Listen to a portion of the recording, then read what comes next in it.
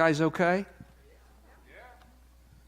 Anybody get attacked that parked on this side of the campus today?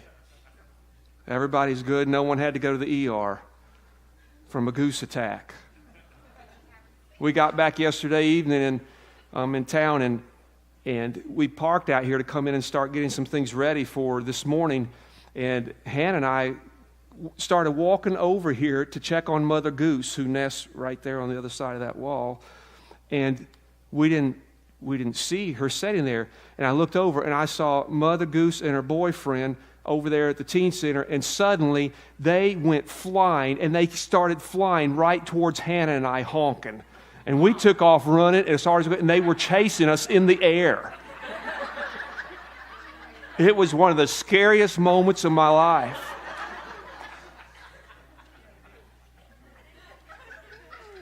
She said she may or may not have video footage of some of these scenes out here. That boyfriend and me have went round and round this week. I'm telling you, I've had to come in and change my drawers a couple of times after he got done with me. It's scary. And I always think in my mind, I always picture it when I'm laying in bed at night, the next goose attack, what I'm going to do. And I just think I'm going to let him come. Because how many's ever seen how this plays out? Like he'll come walking at you and he starts doing this. And he starts going... And then he gets down like this, and he just takes off, puts his wings out, and he takes off running at you as hard as he can. And I just, in my mind at night when I'm pondering these scenarios, I'm thinking I'm going to stand there, and right when he gets to me, I'm just going to punt him.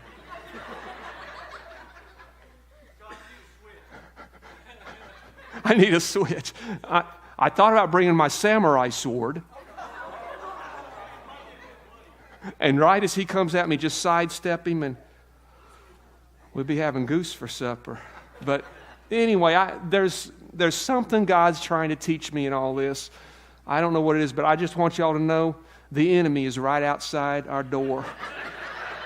And we must be vigilant. Don't be deceived. He's not roaring like a lion out there. He's honking like a goose. And I'm telling you, the boyfriend is the devil. He is evil. Now, Mother Goose, I'll go out there and Hannah and I will feed her oyster crackers, and she'll sit there and look at us. I don't know why those things haven't hatched. But anyway, it's really been a distraction in my life the last few weeks. You all need to be praying for me. I want to show you a verse. I will bet you in 35 years of ministry, I bet you could count on one hand how many times I've preached a sermon from one verse, because first of all, it's just not good most of the time. You lose context. You don't understand the bigger picture of what's going on. There's a few exceptions, and this is one of them. This is from the psalmist David.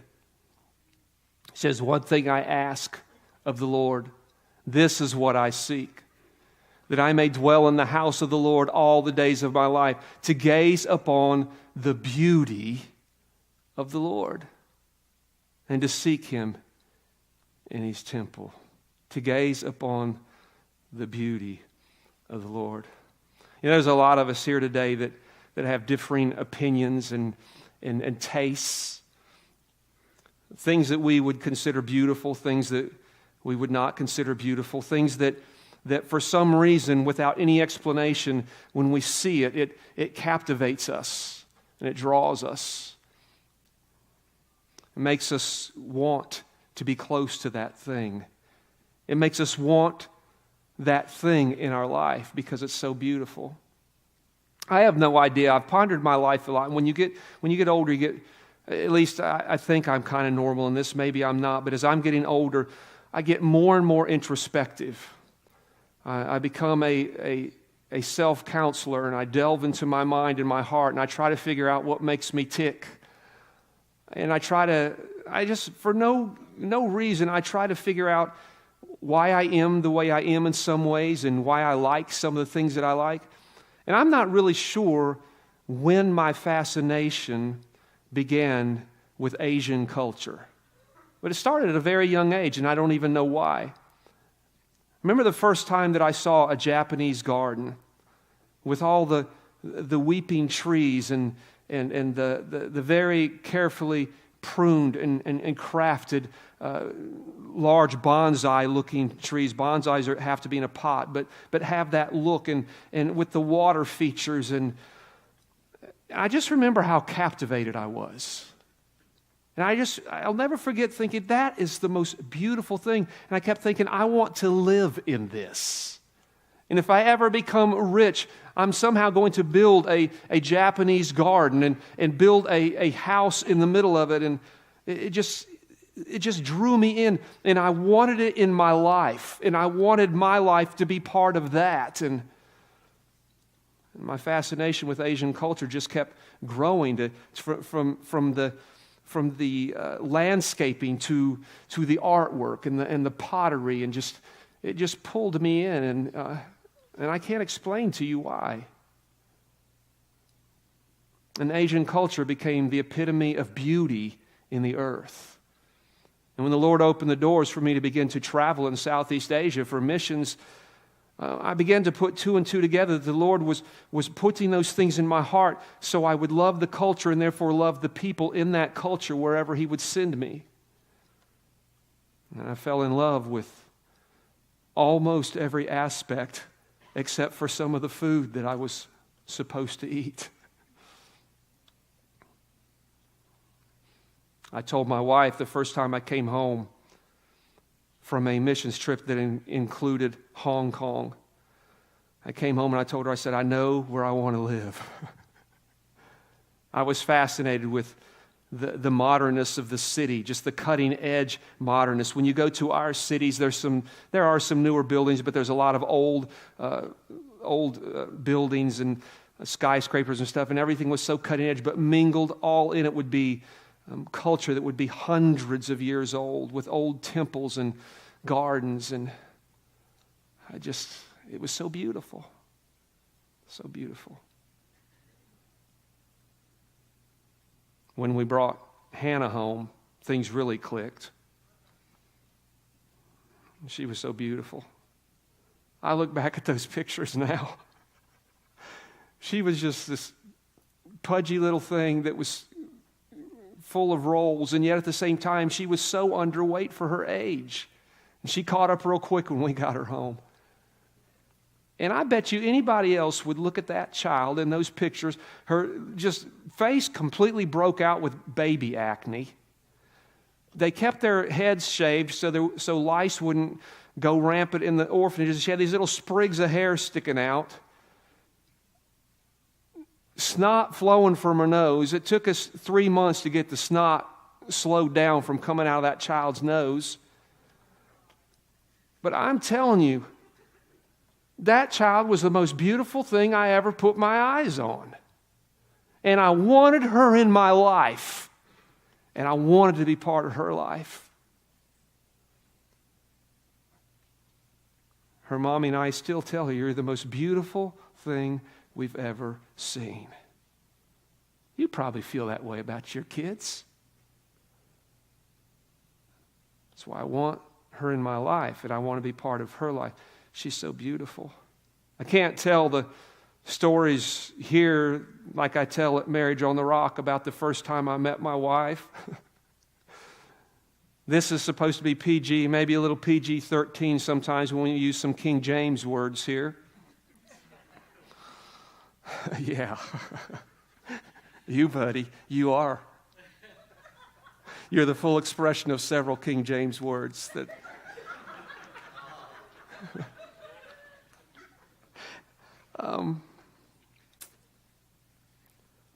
At Marriage on the Rock, we're more R-rated, and we're all married, and we all get it, and we can tell those love stories in a little different way that are humorous, and we all go, yeah, I've been there. But I met my wife. I'm telling you, within seconds to minutes, I knew I wanted her in my life. I wanted to be part of her life, and I'd met a lot of girls, dated a few, been out there for a while. There was a beauty in her that attracted me that I had never experienced before, and all I knew was that I had to have her in my life. And those are significant things. My daughter and my wife. The Asian culture, not as significant, but still it's been a significant part of my life. I'm still very, very drawn to certain visual things in God's creation that I consider very beautiful, and it draws me to those things. And there are even some man-made things that visually are just really draw me because of their beauty. And Chris and I, Imogene, were down at Pigeon Forge week before last for one of the big weekends down there with cars everywhere. And if you've ever been to Pigeon Forge for some of those weekends where there's old cars everywhere, it's incredible. And he was texting me pictures that he saw of 40 Willys coupes. I can't tell you, who all here knows what a 1940 or 41 Willys coupe looks like? Can I see your hand? I'm telling you, it's hard to believe that a human even created that design. That really is closer to something that God would have made.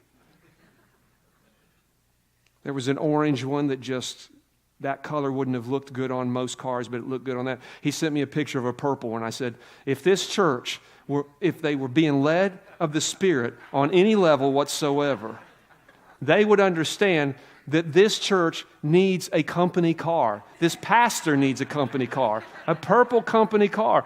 What kind of car? You would say, well, I don't know. What car is he always talking about that's in his heart? I don't even have to have a steel body one because I know a steel body one's going to be over $100,000. But you can go get a plastic body one that looks just the same. Probably get one of those for $30,000 or $40,000. Is it really that much? Have I not been important on any level in your life? Have I been there for you? I've introduced you to one another. I've performed your weddings. I've dedicated your babies. I've helped keep you married. I've helped keep you from eating your babies.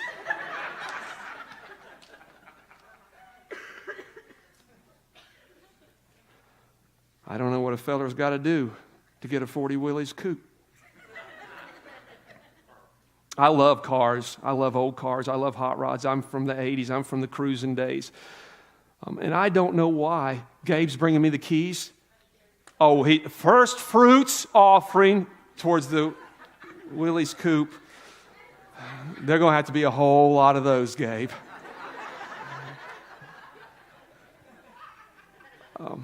I don't know. I don't know what it is about the contour and the lines of that specific car that draws me, but it does. I don't know how to get into the human mind and delve around and dissect and find the little parts that you can visually see that helps explain why somebody thinks something is so beautiful. Why we look at each other and one person thinks that person is just beautiful and they're going gaga and someone else is looking at them going, I don't get it.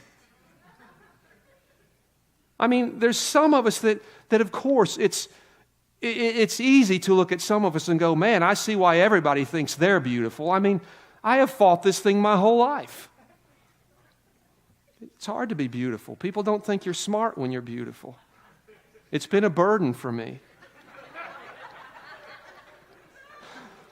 I've plucked out my hair. I've put makeup on trying to make it look like I'm getting wrinkles. I've done everything I can to uglify myself just a little bit so the common person will think that I'm smart.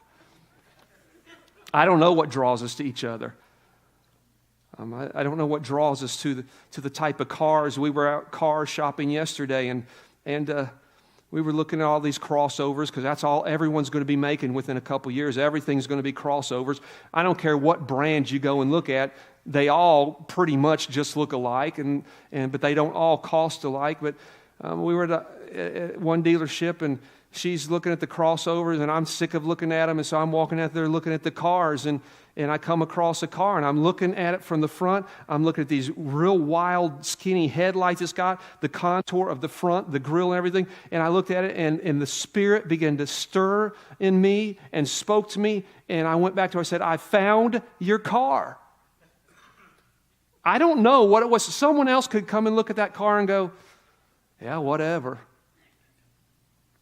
Why did I think that specific look was beautiful? Why do the things that you look at that you say, man, that's beautiful? What is it? Creation, of course, holds the beauty among beauty in probably all of our minds and hearts. Things that we could never create, things that we could never design, things so beyond us, things that God created from the very beginning. And the combinations of some of those things, when we see a lake or a pond and just the right vegetation around it and just the cattails and a weeping willow over it, and we look at it and we instantly go, oh, I could live right there. Creation is so beautiful that even God, the perfect God, Creator, after He would finish a day, He'd go, now that's good. You know, when God says that's good, it's good. Nature's incredible. I've been blessed to travel a lot of countries and see a lot of this country, and the diversity of America is just, it's quite amazing actually, because we're such a big country. And the different things you see that are so different from other things, and yet they're so beautiful. In West Virginia, you would have to search hard to find a state more beautiful than the things in West Virginia. Just the little waterfalls and the rocks everywhere and the moss and the things that we probably take for granted because we've grown up in it. It's all we've known. And the gorges and the valleys and the mountains. And when we look at those things and we say, man, isn't that beautiful? We understand that is not God, but that is something God made. And so when we see the beauty of what God made, in many ways, we're looking at that going, isn't God beautiful? We know the trees aren't God. I know the New Age movement had a real big thrust in the 90s, and it kind of blew up, and then it kind of fizzled out real quick. You never even really hardly hear anything about the New Age movement anymore. And it basically was, God is in everything. He's in the rocks. He's in the trees. And the truth is God made those things, but those things are not God. But also when we look at those things, they're from the very hand of God. And we truly compliment God when we say, that's beautiful. And we stop and we take a moment. And if something takes our breath away, it's complimentary towards God because God made that. And sometimes, we see people go so far into the deep ends with all that stuff and all the green stuff and they go so far into it that gets weird, and we'll back off and we'll fall in the ditch on the other side, and we won't stop and allow ourselves to be awestruck by the wonders of God. When we look at creation, that's something that came out of the mind of God. It came out of the heart of God. It came out of the imagination of God. And it's beautiful. But then I think about what David said. He said, there's only one thing I ask, one thing.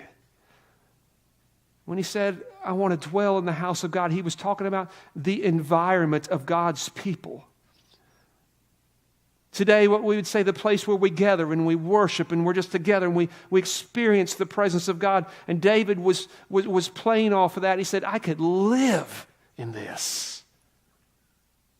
I don't know where everybody here's at. We're all in different places. But I want you to know that I am a guy who truly understands, as well as many of you, what it's like to be in a specific atmosphere in the presence of God and say, man, I could stay here. I could live here. I never want to leave.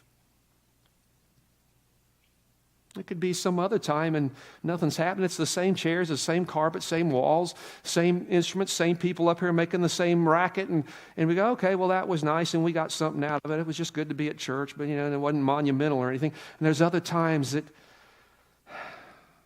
times I tell the praise team sometimes when we're playing things, I'll say, man, I could play this for hours. A little song we were playing for greeting, it's a song called Drive. How many are familiar with that? It's another secular song that we've redeemed. And I always tell Mark, and I just told him again, so I say, man, I could play that song for an hour and never get tired of it. There's something about the flow, the progression of that song that pulls me in. Other people would say, I don't get it, but for me, it pulls me in. The moments of spontaneous worship. I told the guys today, I gave them papers back there that had all kinds of junk written all over it. I said, let's just go over a couple of these things, and I don't know how we're going to put it together. Just be ready to flow with me. We're just going to, yeah, we're just going to flow. And sometimes we get in those times of flow where you all don't know that they don't even know what we're doing till we're doing it. And we get in those times of flow, and for me, I could just stay there forever because I'm feeling the warmth of the presence of God, and I'm feeling things that I don't know how to describe, and it's just drawing me in, and it becomes such a beautiful moment. I never want to leave it. So there's only one thing I ask. I can dwell in the house of the Lord, and I can gaze upon His beauty.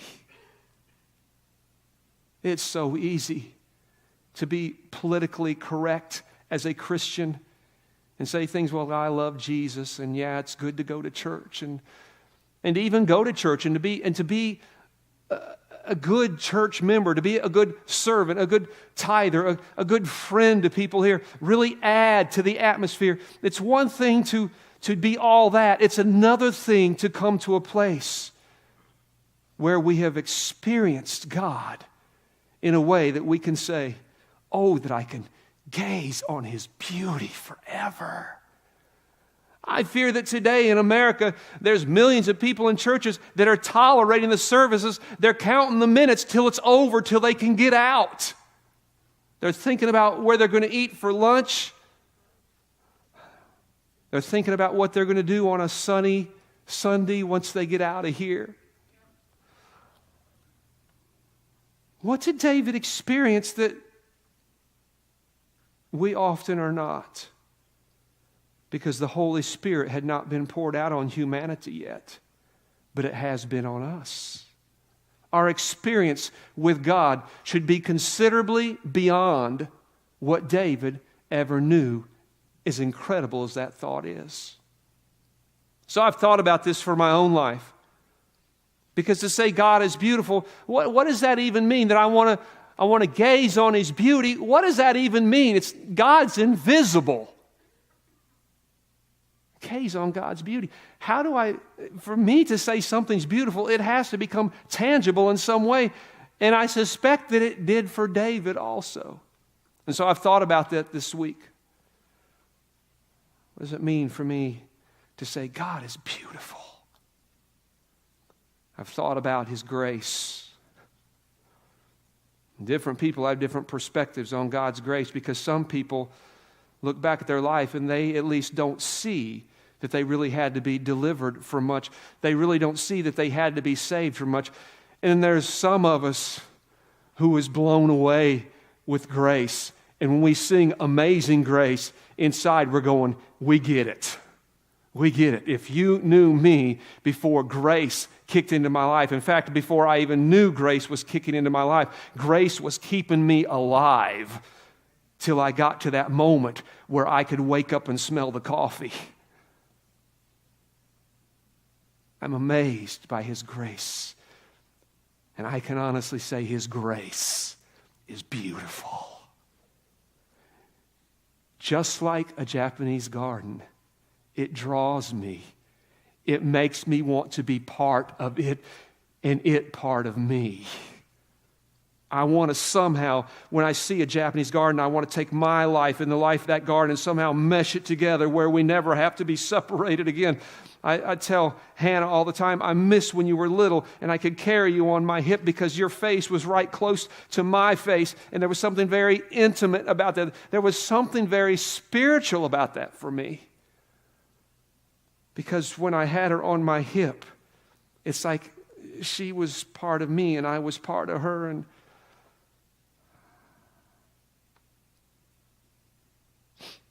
now I'm understanding why Jesus prayed what He prayed before He went to the cross.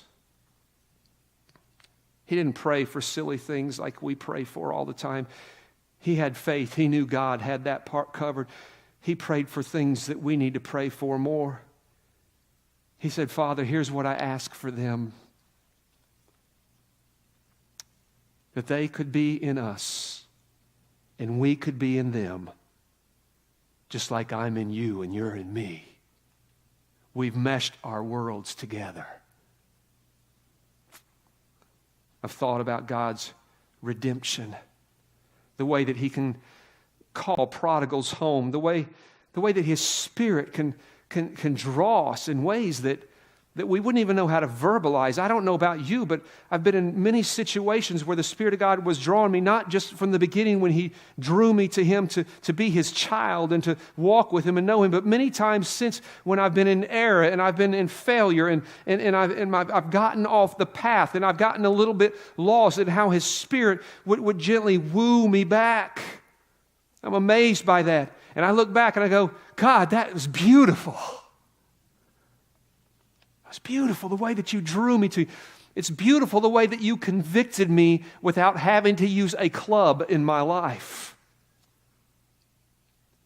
The move of his Spirit in my life, I'd say, God, that's beautiful. His righteousness. Seated me in heavenly places with Christ Jesus. That's a beautiful thing. I look back at my history with God and I see divine providence. Let me quickly explain to you what divine providence is, because maybe you've been missing it. It's when you look back at your life and now you see God's fingerprints all over your life, but you couldn't see it at the time. When he was moving this piece over here and he was closing this door and he was opening that door and he was causing little rendezvous over here and divine appointments over here. And I look back, I've told the story many times with Hannah, even in more detail than I did earlier, and we see the divine providence, how God went bing, bing, bing, connecting dots, connecting dots. It's called divine providence. And I look back at divine providence in my life, God's fingerprints in my life, and I say, oh, that is beautiful, baby. It's beautiful. I've pondered the call of God. Even beyond the call of sonship, which we've all been called to. That's the main call Paul was talking about, the call to be the sons of God. But I even look beyond that when someone becomes a son, a child of God, a daughter of God, that then the Holy Spirit has some plans for them. In our mother's womb, he ordered our steps. And even in that, I am a person who still believes that God brings opportunities and potentials and encounters in our life in ways that we can serve him, and even serve him in very unique ways sometimes. And I look at the call of God in my life and how he prepared me and how he called me and how he offered me opportunities. I could take them. I didn't have to take them. I was still going to be his child. I didn't have to be a pastor. God would not have stopped loving me if I said, I don't want to do this. If we'd have never planted Cornerstone Family Church, he was just saying to me, here is a golden opportunity and I'm looking to partner with somebody. Are you interested?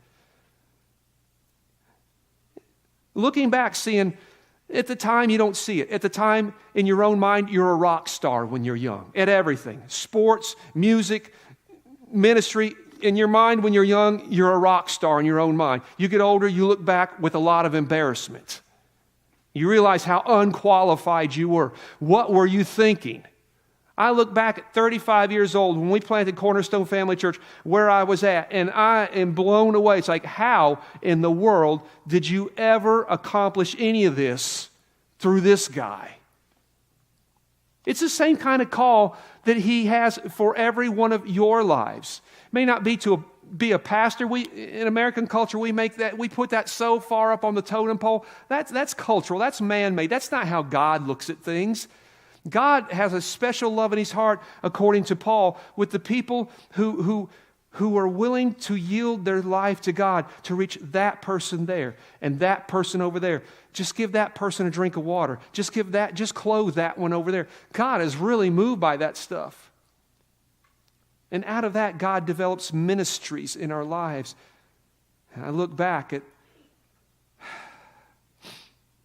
what God could do in a call if we just simply respond, as unqualified as we really are. And I said, God, that is beautiful. That is beautiful. David was so moved, he said, I don't want to leave this place. I know I'm king. I know I got to do some administration. I know I've got a job. I can't stay here. I've got to get to the palace. I got to get to the throne room. I got to meet with my administrators. I got to meet with my officials. I've got to run the kingdom. But he said, what I want you guys to really know in my heart, if I could only ask one thing, it'd be that I could stay right here. Right here in the presence of God, with the people of God, experiencing the things of God, and to gaze upon His beauty. David was a man who understood everything I just described to you. The grace, the redemptive power after miserable failures, righteousness with God that he could not earn, divine providence from the time he was a little bitty shepherd boy, to the call of God in Israel to be the King of Kings. David is not unique in what he experienced or how he saw God. He speaks for all of us. Isaiah prophesied that there would be a covenant coming. Isaiah is such a great prophet, trying to describe the new covenant, something he could not understand. He's using symbolism and imagery that God has given him, but he can't relate to any of it. But every once in a while, he'll say something that isn't just so hard to analyze and so hard to understand, and you can just get it. And here's one of the things he said about this covenant, us, this people, this church. He said, your eyes will see the King in His beauty and view a land that stretches far. You see, Israel was not a people that saw God's beauty, generally speaking. They saw God's law. They did not think it was beautiful. They saw God as a hard taskmaster. That was not a beautiful thing. But Isaiah said there's a day coming, there's a covenant coming, there's a people coming where it's all going to be different. And they will gaze upon the beauty of the Lord. That's the threshold we're all trying to cross here today. Going from a place of where we just take God for granted, where things like grace and redemption and righteousness, divine providence, that they're not just Christian catchphrases, but there's something about those words that truly represents something we have seen in our lives, something that we have seen from God, gifts from God that makes us look at God and go, God, you're beautiful. You're beautiful. Because when something is beautiful, you look at it and you say, that is beautiful. It makes you want to be part of it, and it to become part of you. You want beautiful things in your life. To gaze upon the beauty of the Lord. I want to tell you before we sing to the Lord, I want to tell you that this beauty thing is a two-way street. This week I wasn't just pondering the concept of God truly being beautiful to me, and not just saying it because, well, that just sounds good for Christians to say, oh, God is beautiful. And when we sing a song, beautiful is your name, it's not because we're saying Jesus, because Jesus wasn't even His name. He was Yahshua, and Yahshua was a very common name. We're not just saying, well, isn't Yahshua a beautiful name? We're talking about the man behind the name, because the name represents Him. See, we can sing a song like that just tokenly. We might even say musically, oh, isn't that a beautiful song? But what about what the song said? Beautiful is your name, that we will sing of always. Not be churchy about it, not be cultural about it, but to come to a place like David would say, you're beautiful. I want to sing to you. I've pondered this week, though, what's beautiful to God. God is the inventor of beauty. Beauty is a concept that originates directly from the heart, the mind, and the imagination of the Creator of the universe. Clearly, He believes certain things are beautiful, even in creation that He made Himself. He said, isn't that good? Isn't that good? When He looks at us, we're His kids, and I know how He looks at us as kids because I have a kid, and I know how we look at kids, and they're so beautiful. And if we could ever just get that we are so beautiful to God, All of our actions aren't beautiful. All of our attitudes aren't beautiful. All of our mindsets are not beautiful. If you were here last week, such an important message last week about judging. There's a lot of things about us that is not beautiful to God. In fact, they're quite ugly. I stop my daughter in her tracks every time I see an ugly attitude or an ugly facial expression. I go, no, come here right now. And if I have to grab her little cheeks and push them up and make them turn into a smile, that's what I do. But she's so beautiful, even on the days that she's acting a little bit ugly. She is so beautiful to me. But this verse came to my mind. Isaiah again, 52:7. How beautiful on the mountains are the feet of those who bring good news. It's where we finished last week, just spontaneously. It wasn't part of the message. How beautiful on the mountains are the feet of those who bring good news, who proclaim peace, who bring good tidings, who proclaim salvation, who say to Zion, your God reigns. Leave that up there for a second. If we can move past just this human side of us where we're so caught up into what we need and what we want and what we expect, and we can move into this realm about just pondering, what is it that God wants? What is it that God's thinking? What is it that God is expecting? What would move the heart of God? Cornerstone Family Church, if you can move your life into a place of just what is it that pleases God, you will never have to exasperate yourself or just spend yourself any longer on all these hollow prayer lives where we're trying to twist the arm of God and convince God to do something for us. You want to be in the favor of God. You want to walk with the Midas touch. You move yourself into a position where your life is all about pleasing God. What is it that God says? That's beautiful. How beautiful on the mountains are the feet of those who bring good news, who proclaim peace, who bring good tidings, who proclaim salvation, who say to Zion, your God reigns. That is beautiful to God. If I can move my life into that realm, if I can just pick one scripture, one verse in the Bible and transport my life into it, this would have to be it.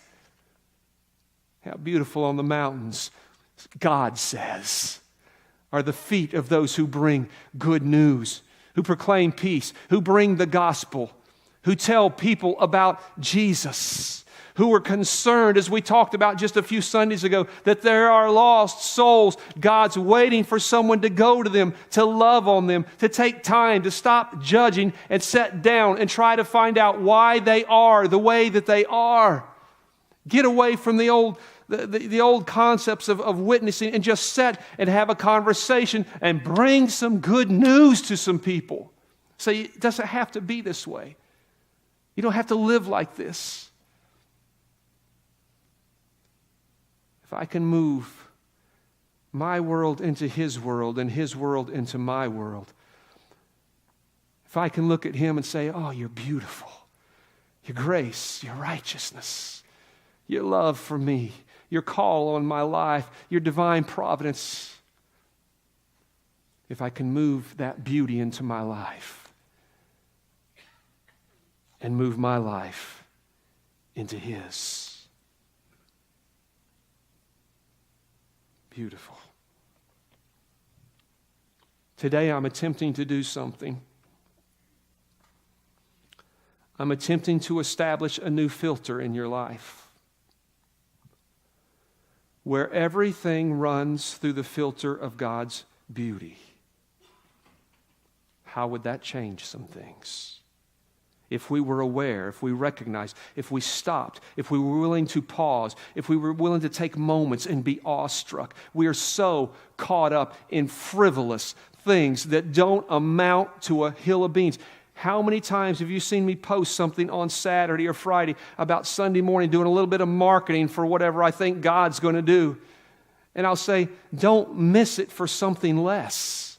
Don't miss it for the mundane. Don't miss what's going to happen Sunday morning to go do something that you could do a lot of other times. A filter where everything runs through it concerning God's beauty. God's beauty.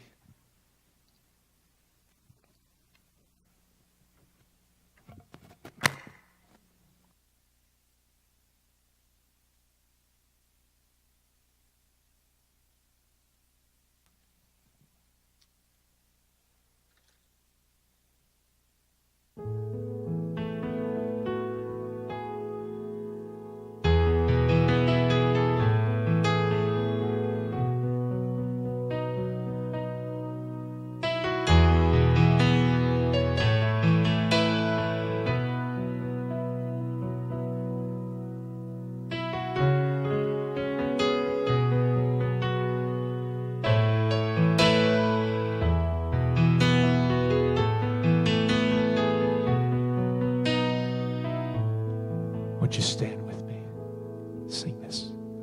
Lord, you're beautiful. Your face is all I see. And when your eyes are on this child, your grace abounds in me. Sing this verse now. Oh Lord, please light the fire that once burned bright and clear. Replace the lamp of my first love that burns with holy fear. Lord, you're beautiful. Lord, you're beautiful. Your face is all I see. And when your eyes are on this child, your grace abounds in me. I want to sing the second verse as a prayer now. Be serious. Oh Lord, please light this fire that we just talked about, that once burned bright and clear. Replace the lamp of my first love that burns with holy fear. Come on, let's sing this to him one last time. Oh Lord, you're beautiful. And your face is all I see. And when your eyes are on this child, your grace abounds in me. Lord, you're beautiful. You're beautiful. Your grace is beautiful. Oh Lord, you're beautiful. You're beautiful. There's one thing I ask, one thing I desire, that I could dwell in your house forever, to gaze upon your beauty, let the moment never end. Oh Lord, you're beautiful.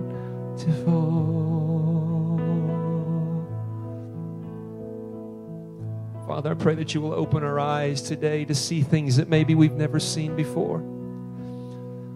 Lord, your wise king said, for lack of vision that we perish. I can't imagine anything that verse would be speaking about more than this. For lack of vision we perish. If we can't see this, what does that mean for our lives? Open our eyes today, Lord, to see you as you really are. Help us to not take things for granted like grace and righteousness and the call of God on our lives and divine providence and your patience for us and your kindness. Help us not to take those things for granted. Help us to see those things.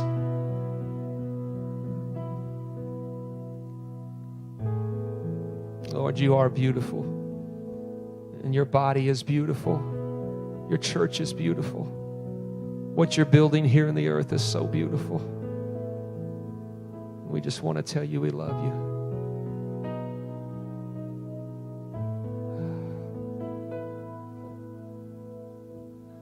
How many of you guys will leave here today and you will tell me, Pastor Scott, I'm going to go home and I'm going to ponder this. I'm going to ponder this. And I'm going to become more intentional to see the beauty of God in my life. Can I see your hand? Just make a commitment to yourself. Your hand doesn't help me, but it helps you, because you remember I made a commitment to that. All right, don't miss next Sunday. I don't know what we're going to do, where we're going to go. Up here we're going to crash and maybe burn a little bit. I don't know. I don't know what we're going to look at. I don't know what we're going to talk about. The only thing I know next week for sure is whatever volleyball team I'm on is probably going to win. And that's all I know.